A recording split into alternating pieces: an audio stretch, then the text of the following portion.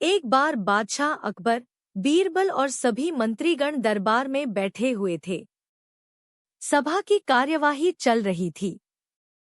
एक एक करके राज्य के लोग अपनी समस्याएं लेकर दरबार में आ रहे थे।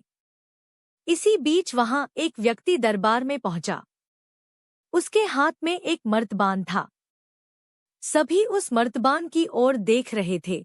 तभी अकबर ने उस व्यक्ति से पूछा, क्या है इस मर्तबान में? उसने कहा, महाराज, इसमें चीनी और रेत का मिश्रण है। अकबर ने फिर पूछा, किस लिए? अब दरबारी ने कहा, गलती माफ हो महाराज, लेकिन मैंने बीरबल की बुद्धिमत्ता के कई किस्से सुने हैं। मैं उनकी परीक्षा लेना चाहता हूँ। मैं यह चाहता हूँ कि बीरबल इस रेत में से बिना पानी का इस्तेमाल किए चीनी का एक एक दाना अलग कर दे।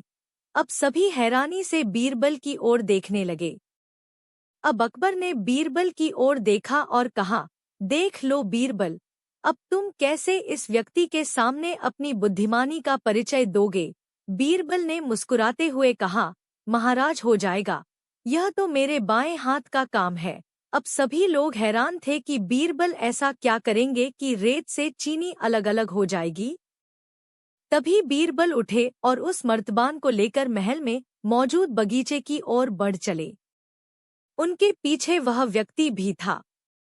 अब बीरबल बगीचे में एक आम के पेड़ के नीचे पहुंचे। अब वह मर्तबान में मौजूद रेत और चीनी के मिश्रण को एक आम के पेड़ के चारों तरफ फैलाने लगे। तभी उस व्यक्ति ने पूछा, अरे यह क्या कर रहे हो? इस पर बीरबल ने कहा, ये आपको कल पता चलेगा। इसके बाद दोनों महल में वापस आ गए। अब सभी को कल सुबह का इंतजार था। अगली सुबह जब दरबार लगा तो अकबर और सारे मंत्री एक साथ बगीचे में पहुंचे। साथ में बीरबल और रेत व चीनी का मिश्रण लाने वाला व्यक्ति भी था। सभी आम के पेड़ के पास पहुंच गए। सभी ने देखा कि अब वहां सिर्फ रेत पड़ी हुई है। दरअसल रेत में मौजूद चीनी को चींटियों ने निकालकर अपने बिल में इकट्ठा कर लिया था और बची खुची चीनी को कुछ चींटियां उठाकर अपने बिल में ले जा रही थी। इस पर उस व्यक्ति ने पूछा, चीनी कहाँ गई? तो बीरबल ने कहा, रेत से चीनी अलग हो गई है। सभी जोर जोर से हंसने लगे।